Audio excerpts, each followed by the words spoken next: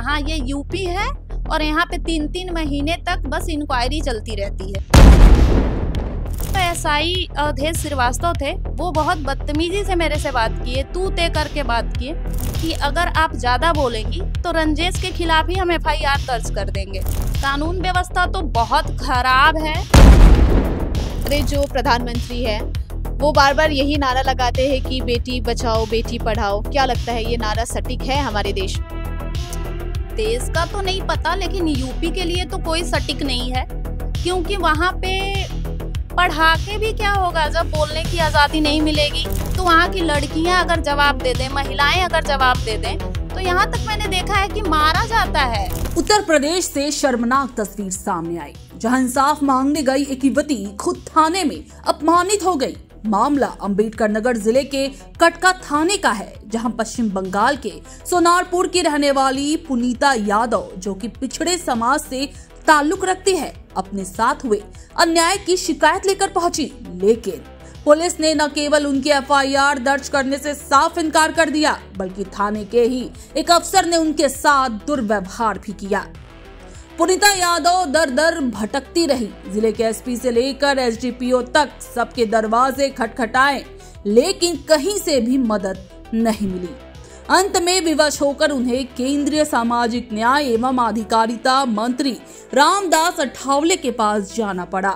हमारी संवाददाता निशा सिंह ने पीड़िता युवती से खास बातचीत की, सुनी उसकी जुबानी पूरी दर्दनाक दास्तान। उत्तर प्रदेश में बंगाल की एक युवती के साथ दुर्व्यवहार किया गया है। ये दुर्व्यवहार किसी आम पब्लिक ने नहीं, बल्कि वहीं के ऑफिसर्स ने किया है। यूपी का नाम सुनते ही कहते हैं कि योगी आदित्यनाथ काफी कुछ काम करते हैं, लेकिन क्या ऑफिसर्स द्वारा इस तरीके का दुर्व्यवहार करना सही है? यही सवाल खड़े हो रहे हैं। हमारे साथ पुनीता यादव है, जो कि करीबन 17 से 18 दिन दौड़ी है पुलिस के पास, अपना प्रॉब्लम शेयर करने के लिए गई है, लेकिन कोई भी एफआईआर नहीं हुआ है। उनके दोस्त के साथ लूट हुई है, उन्हें मारा गया है, पीटा गया है, लेकिन आखिर में पुलिस ने अभी तक कोई स्टेप नहीं उठाया है। कितने लोगों से उन्होंने बात कर लिया है, लेकिन अभी तक उनकी प्रॉब्लम जो है वो सॉल्व नहीं हो पाई है। पुनीता यादव से ही बात करेंगे और जानेंगे कि क्या कुछ घटना है। पुनीता जी, सबसे पहले तो बताइए कि क्या कुछ घटना थी, आप ऑफिसर्स के पास बार बार क्यों जा रहे थे? क्योंकि वो लोग एफआईआर दर्ज नहीं कर रहे थे और कंप्लेन। मतलब आप क्या एफआईआर करने गए? वो मैं यही बता रही थी, मेरा कंप्लेन यही था कि रंजेश यादव को मारा गया है और उनको बस से उतार के उनको मारा गया, उनका फोन छीन लिया गया, करीब 1.5 लाख रुपया था वो छीन लिया गया, इनके पॉकेट में था 5,000 वो भी ले लिया गया, और बस में करीब 3 से 4 सीसीटीवी फुटेज सीसी कैमरा थे। उसके बाद भी वो लोग सारे लोग बोल रहे थे कि हम लोग फुटेज कलेक्ट नहीं कर पा रहे हैं, बस वाला हमको दे नहीं रहा है, और बोल के फिर जब मैं 3 दिन बाद फिर मैं एसएचओ के पास गई थाने में, कटका थाने में, तो जो एसआई अवधेश श्रीवास्तव थे वो बहुत बदतमीजी से मेरे से बात किए, तू तय करके बात किए। मैंने कहा भी कि सर मैं आपसे आप करके बात कर रही हूँ, आप हमको तू तय करके ऐसे बात नहीं कर सकते। उसके बाद उन्होंने कहा कि अगर आप ज्यादा बोलेंगी तो रंजेश के खिलाफ ही हम एफआईआर दर्ज कर देंगे। और उन लोगों ने आपके जो फ्रेंड है रंजेश, उनके साथ मारपीट की गई थी बस में। पूरा उस दिन जो भी स्टोरी हुआ था वो इन शॉर्ट, ये भंवरनाथ से एक वोल्वो बस में चढ़े, इनको दिल्ली जाना था। दिल्ली में इनके चाचा जी एडमिट थे वेदांता हॉस्पिटल में। वहाँ पे ये 8:30 बजे बस में चढ़े। उसके बाद कुछ दूर बस गई, एक पीजीआई हॉस्पिटल है अतरौलिया में, वहाँ तक बस गई। 4 लोग आते हैं स्कॉर्पियो में, बस को ओवरटेक कर लेते हैं। उसके बाद खुद को पुलिस बताते हुए उसमें से एक व्यक्ति को उसमें चढ़ा देते हैं। कहते हैं हम लोग पुलिस वाले हैं, तुम कैसे भी करके इसको दिल्ली जाना है, लेके जाओ। जबकि उसका कोई टिकट बुक नहीं था, कुछ नहीं था। चढ़ाने के बाद वो लोग चले जाते हैं। फिर वो जो लड़का चढ़ता है वो रंजेश को बोलता है कि तुम अपनी ही सीट से उठो, मुझे बैठना है। तो इस पे रंजेश ने बोला कि नहीं, मैं अपनी सीट से क्यों उठूंगा, ये तो मैंने बुक किया हुआ है, तुम कहीं और बैठ जाओ। उसके बाद वो बदतमीजी करने लगता है, धमकाने लगता है कि मैं पुलिस में हूँ, मैं दिल्ली पुलिस में हूँ, तुमको मारा जाएगा। सर क्या इन एक्चुअल दिल्ली पुलिस में थे, ये पता चला? नहीं, बिल्कुल वो दिल्ली पुलिस में नहीं था। ये बात अवधेश श्रीवास्तव ही हमको बताए कि कोई दिल्ली पुलिस में नहीं है, वो काम से गया है, 2 दिन बाद आ जाएगा। हम बात किए हैं तो इससे पता चला कि वो दिल्ली पुलिस में है नहीं, झूठ बोल रहा था। उसके बाद कंडक्टर आता है, कंडक्टर आके बोलता है कि ठीक है भैया, आप अपने वो भैया लोगों को बुला लो जो पुलिस में हैं, जो सारे लोग हैं बुला लो। ऐसे करके वो चारों लोग फिर से आते हैं। नेवरी बोल के एक जगह है जिसका थाना पड़ता है कटका, वहाँ पे आके ओवरटेक करके बस को रोक देते हैं और फिर वो रंजेश को बोलते हैं कि तुम चलो, मेरे भैया लोग आ गए हैं, उतरो। रंजेश के नहीं बोलने पे उसको जबरदस्ती नीचे उतारते हैं। फिर उसी में से एक लड़का आता है, रंजेश का जो पैसा वाला बैग था उसको लेके जाता है। उसमें कितने पैसे थे? उसमें 1,50,000 थे और साथ में जेब में 5,000 था। तो वो 5,000 वो सब पहले निकाल लेते हैं। उसके बाद फ़ोन इसका ले लेते हैं। फ़ोन पे मैं बात कर रही थी, फ़ोन लेके फ़ोन काट देते हैं कि कोई वीडियो ना बना पाए। उसके बाद पैसे ले लेते हैं, सर पे गन लगाते हैं सब। गन लगाने के बाद मारपीट करते हैं। फिर गन लगा के बोलते हैं कि आजमगढ़ में यादवों का बहुत मन बढ़ गया है, तुम्हारी हिम्मत कैसे हुई, तुम बोल दिए, तुम यादव हो, हम लोग मिश्रा हैं, तुम्हारी कैसी हिम्मत हुई, तुम बोल दिए, तुमको यहीं पे इनकाउंटर कर दिया जाएगा, तुम्हारे डेड बॉडी का अभी पता नहीं चलेगा, हम लोग गायब कर देंगे, इतनी औकात है हमारी, बोल के मार पीट के फिर इसको वहीं पे छोड़ देते हैं। बैग फेंक देते हैं पैसा निकाल के, फ़ोन भी वापस कर देते हैं। जब ये बोला कि मम्मी मेरी एडिशनल एसपी हैं कोलकाता में, तुम लोग अच्छा नहीं कर रहे हो, उसके बाद वो अपना गाड़ी का नंबर प्लेट तोड़ दिया पैड से मार के। उन्होंने खुद ही अपने नंबर प्लेट, हाँ, तुम इसको देखने का और याद करने का कोशिश कर रहे हो बोल के खुद तोड़ दिया। तोड़ने के बाद वो लोग चले जाते हैं। ये जैसे तैसे बस में चढ़ते हैं और फिर मैं फ़ोन करती हूँ, घर वाले भी फ़ोन करते हैं। तब तक सबको पता चल गया होता है कि कुछ तो हुआ है।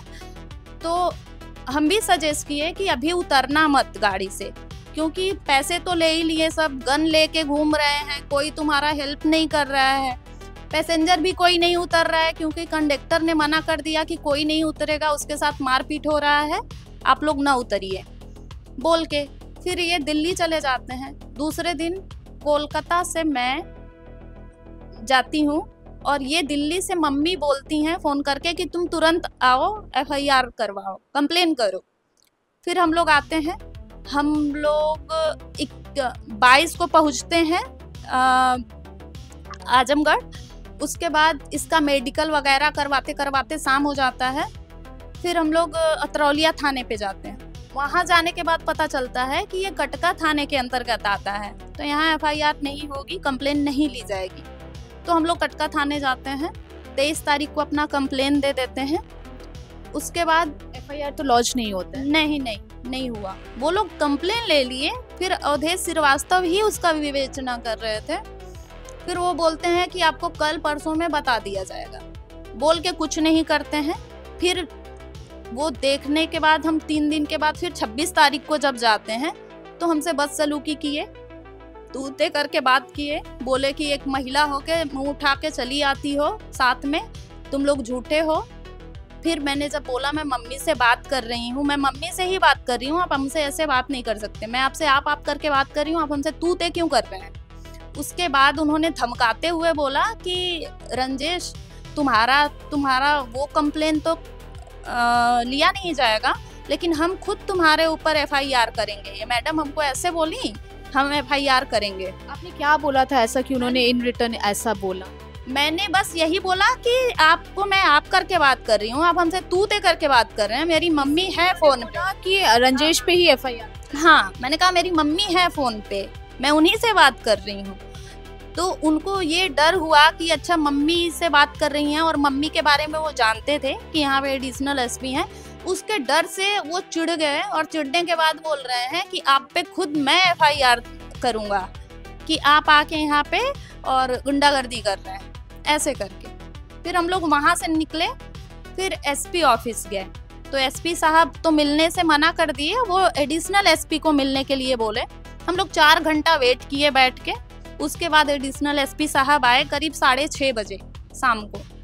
फिर उन्होंने सारी बातें सुनी और जो मिसगाइड कर रहे थे, पहले ही एसएचओ को बोल चुके थे कि ये लोग झूठे हैं, कोई पैसा नहीं चोरी हुआ है, बस मारे थे सब क्योंकि ये रेडबुल पी रहे थे। इस बात पे वो चारों लोग आके मारे और वो अच्छा किए, ऐसा बोल रहे थे अवधेश श्रीवास्तव। अच्छा, आप लोगों को बार बार ये कहा जा रहा था कि लूट नहीं हुई है, पैसे नहीं चोरी हुए, लेकिन अभी आपने कुछ देर पहले भी बोला कि बस में कैमरेज लगे हुए थे। तो आप लोगों ने क्या ये नहीं बोला कि आप कैमरे एक बार चेक कर लो, क्योंकि पुलिस तो कैमरेज भी चेक कर सकती है? मैं बोली थी, मैं तुरंत, हमने कंप्लेन में भी लिखा हुआ है कि कैमरा चेक करवाया जाए, क्योंकि वो लोग बोल रहे थे लूट नहीं हुआ है।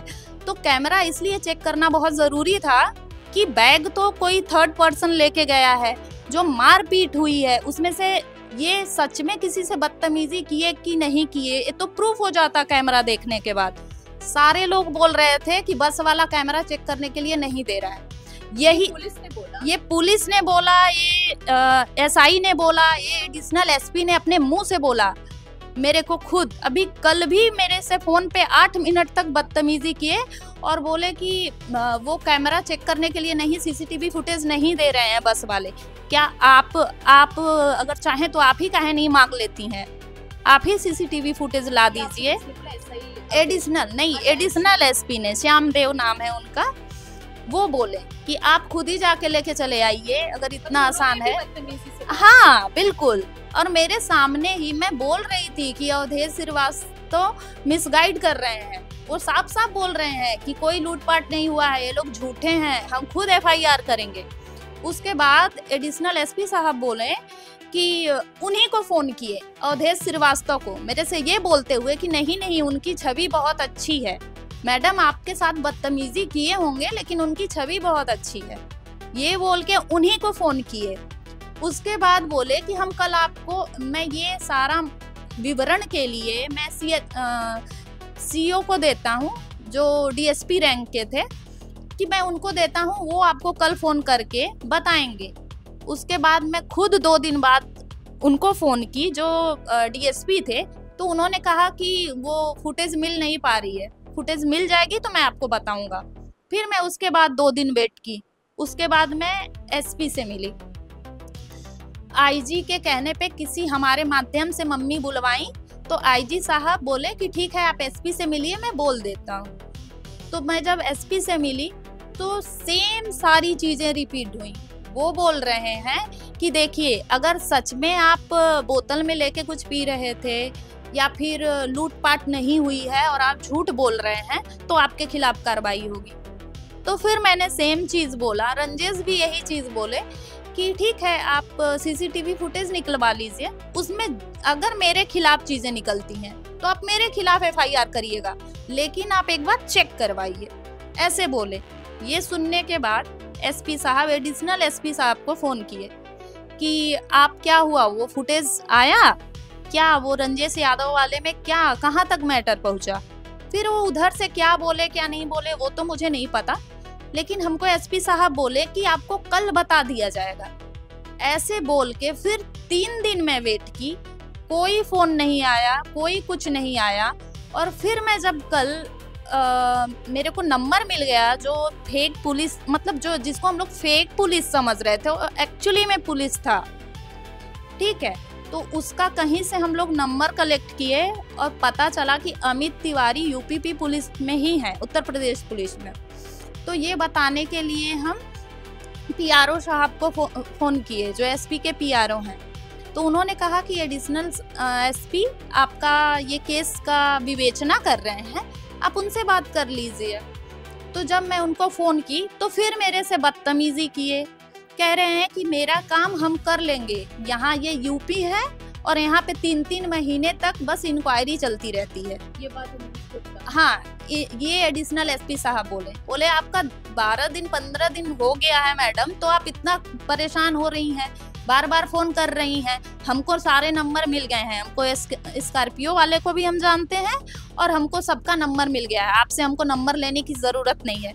तब मैंने बोला कि ठीक है, फिर सीसीटीवी फुटेज क्यों नहीं ले पा रहे हैं। तो मेरे से फिर बोल रहे हैं कि आप जाके ले लीजिए, वो सीसीटीवी फुटेज नहीं दे रहा है बस वाला। तो मैंने कहा जब आप वहाँ के अधिकारी हैं, एक अच्छे पोस्ट पे हैं, एडिशनल एसपी हैं, और वहाँ का बस वाला अगर मेरे को आपको नहीं दे रहा है फुटेज तो मेरे को कैसे दे देगा? आपको कहीं ये अटकलें नहीं लग रहे हैं कि एक कि बस ड्राइवर फुटेज नहीं दे रहा है जबकि पुलिस मांग रही है और फुटेज नहीं दे रहा है? ऐसा क्या पॉसिबल है? ऐसा बिल्कुल पॉसिबल नहीं है। वो मुझे तो यहाँ तक लगता है कि पहले ही दिन उनको फुटेज मिल गया है और फुटेज में साफ साफ पता चल गया है कि लूट हुई है, रॉबरी हुई है बोल के ये लोग, क्योंकि वो उत्तर प्रदेश पुलिस में है तो सारे पुलिस वाले उसको बचाने के चक्कर में और झूठ बोल रहे हैं कि नहीं मिल रहा है, फुटेज ही नहीं मिल रहा है। नहीं तो एक मामूली सा कंडक्टर का इतना औकात है कि वो एसपी को भी फुटेज ना दे? ऐसा तो पॉसिबल ही नहीं है, चाहे वो यूपी हो, बंगाल हो, कोई भी जगह हो, तो ऐसा तो पॉसिबल नहीं है। ये लोग झूठ ही बोल रहे हैं, लेकिन ये चीज हम बोल नहीं सकते ना, बोलने के बाद भी वो तो सुन नहीं रहे हैं। तो एसपी भी बोल रहे हैं कि फुटेज नहीं मिल रही है, हम क्या करें? अभी आप लोग आगे क्या स्टेप लेंगे? अभी एफआईआर के लिए चीजें हो रही हैं। यहाँ आप लोगों के माध्यम से तो यही बताना चाहते हैं कि मतलब पुलिस को एफआईआर करना चाहिए। यूपी की कानून व्यवस्था पे क्या कहेंगे? कानून व्यवस्था तो बहुत खराब है। पता नहीं ये चीजें माननीय मुख्यमंत्री आदित्य योगी नाथ तक जाती है कि नहीं जाती है, लेकिन वहाँ पे ऐसे आए दिन होते रहते हैं कि एफआईआर नहीं होता। अगर एक पुलिस वाला है तो एक नॉर्मल सा कांस्टेबल भी है तो किसी को मारेगा, धमकाएगा, चीजें करेगा, फिर भी पुलिस वाले के खिलाफ पुलिस एफआईआर नहीं लिखती, कोई चीजें नहीं हो सकती। कोई गरीब है उसको कोई भी उठ के मार देता है, कुछ भी कर देता है, लेकिन उसके खिलाफ कोई कार्रवाई नहीं होती। ऐसा मतलब मैं बहुत देखी हूँ, क्योंकि काफी टाइम तक मैं आजमगढ़ में रही हूँ, तो ये सब आए दिन देखने को मिलता है। प्रकार से आपके साथ भी बदतमीजी की जा रही है, वो भी ऑफिसर्स के ही द्वारा। महिला सुरक्षित तो दूर की बात है, महिला मतलब तो कुछ है ही नहीं। महिला मतलब तुम अगर एक लेडीज हो तो तुम घर में रहो, चूल्हा चौका करो। अगर तुम्हारे खिलाफ कोई गलत भी बोल रहा है और अगर वो एक पुरुष है तो वहाँ की लड़कियां अगर जवाब दे दें, महिलाएं अगर जवाब दे दें, तो यहाँ तक मैंने देखा है कि मारा जाता है। अगर एक लड़का बड़ा हो जाता है, मतलब वो 26-27 साल का हो गया, तो उसकी मम्मी भी उसको कुछ नहीं बोल सकती। यूपी में तो ये चलता है। अगर उसकी माँ और एक टाइम के बाद अगर उसके बाप भी कुछ बोलते हैं, मम्मी पापा जिनको माँ बाप बोला जाता है, उनको पूरा हक होता है।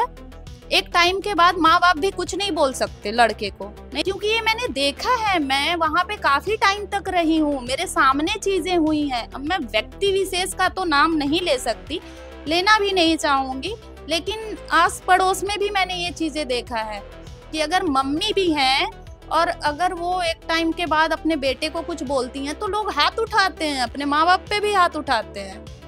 और पुलिस तक तो महिलाएं जाती नहीं है, लेकिन आजकल जब जो जनरेशन आगे बढ़ रहा है, अगर वो चाहता भी है तो पुलिस वाले भी मतलब लड़के को ही सपोर्ट करते हैं और यही चीज बोलते हैं कि तुम एक लड़की हो के तुम कैसी लड़की हो, तुम या फिर मम्मी है तो कैसी माँ हो, अब तो बेटा है, बेटा सब कुछ देखेगा, आप घर में रहिए, आप चीजें करिए। इस तरीके का वहाँ पे होता है। हमारे जो प्रधानमंत्री है वो बार बार यही नारा लगाते हैं कि बेटी बचाओ बेटी पढ़ाओ। क्या लगता है ये नारा सटीक है हमारे देश में? देश का तो नहीं पता, लेकिन यूपी के लिए तो कोई सटीक नहीं है, क्योंकि वहाँ पे पढ़ा के भी क्या होगा जब बोलने की आज़ादी नहीं मिलेगी, हमको अपना डिसीजन लेने का आज़ादी नहीं मिलेगा, तो फिर बेटी पढ़ाओ बचाओ इसका तो कोई मतलब नहीं है, है ना। हम पढ़ लिख के भी क्या करेंगे जब घर में चूल्हा चौका ही करना है। अपने भाई के खिलाफ नहीं बोल सकते। अगर भाई हमारा, हम सही हैं, फिर भी अगर हमारा भाई आके बोलता है कि नहीं ये गलत है, तो हमारे जो माँ बाप हैं वहाँ का ऐसा मतलब ऐसा वहाँ का कंडीशन है कि जो माँ बाप हैं उनको पता होगा कि बेटी सही है, फिर भी बेटे का साइड लेना पड़ेगा, क्योंकि वो तो मार पीट करेगा। फिर जो जिस समाज में हम रहते हैं वो समाज भी लड़के को सपोर्ट करेगा, तो अकेली मम्मी या फिर एक समय के बाद बुजुर्ग माँ बाप कितना सपोर्ट करेंगे। तो बेटी पढ़ाओ बेटी बचाओ तो तब होगा ना जब हम अपना डिसीजन रख पाएंगे। हम उस जो पढ़ाई कर रहे हैं या फिर जो शिक्षा हम लोग ले रहे हैं उसको हम किसी के सामने रख पाएंगे, बोल पाएंगे, अपनी चीज़ों को रख पाएंगे कि हम ये करना चाहते हैं या फिर हम ये कर रहे हैं, ये सही है। सपोज दैट कुछ हुआ घर में किसी के साथ, तो हम पुलिस स्टेशन जाते हैं और वहाँ से ये सुनने को मिलता है कि आप एक महिला होकर रोज रोज चली आती हैं। तो फिर इसके बाद आप समझ ही सकती हैं कि क्या कंडीशन है वहाँ पे। पढ़ाई या फिर बेटी बचाओ एक नाम का रह गया है, और ख़ास करके आजमगढ़ में, क्योंकि वहाँ पे मैं बहुत रही हूँ और वहाँ पे चीज़ों को मैं देखी हूँ। मेरे साथ भी काफ़ी हद तक ये सारी चीज़ें हुई हैं, क्योंकि मेरा भी घर वहीं से है और मैं भी काफ़ी टाइम तक रही हूँ, तो ये सब मेरे साथ भी हुआ है। तो इसलिए मेरा एक्सपीरियंस है जो मैं अभी शेयर कर रही हूँ। सोचिए, ये वही उत्तर प्रदेश है जहां प्रधानमंत्री मंच से महिला सशक्तिकरण की बातें करते हैं और मुख्यमंत्री योगी आदित्यनाथ डबल इंजन सरकार के मॉडल की दुहाई देते हैं। लेकिन सच्चाई यही है कि महिला सुरक्षा और न्याय की गारंटी देने वाले थाने ही महिलाओं के लिए सबसे असुरक्षित साबित हो रहे हैं। Bureau report, super news 24।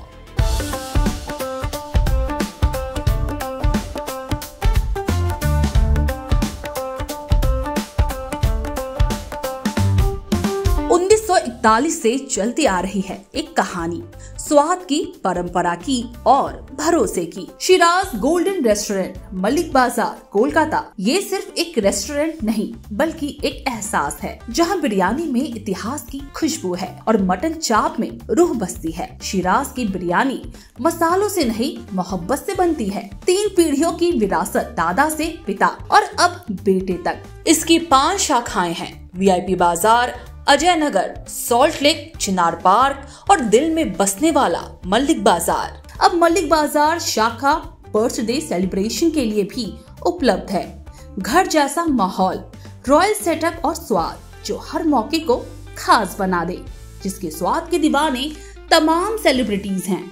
Durga Puja पर हजारों लोगों की भीड़ जुटती है और जुबान पर बस एक ही नाम होता है, शिराज का। शिराज का वादा, क्वालिटी, विरासत और वो स्वाद जो एक बार चख लिया तो कभी भूलेंगे नहीं। तो आज ही आए शिराज। पता है Mallick Bazar, 135 park street, behind neuro science hospital, park circus, Beniapukur, Kolkata, west Bengal 700017। Shiraz golden restaurant, स्वाद जो सिर्फ जुबान पर नहीं दिल में उतरता है। सुपर न्यूज़ 24 कोलकाता, हर कदम सच के साथ।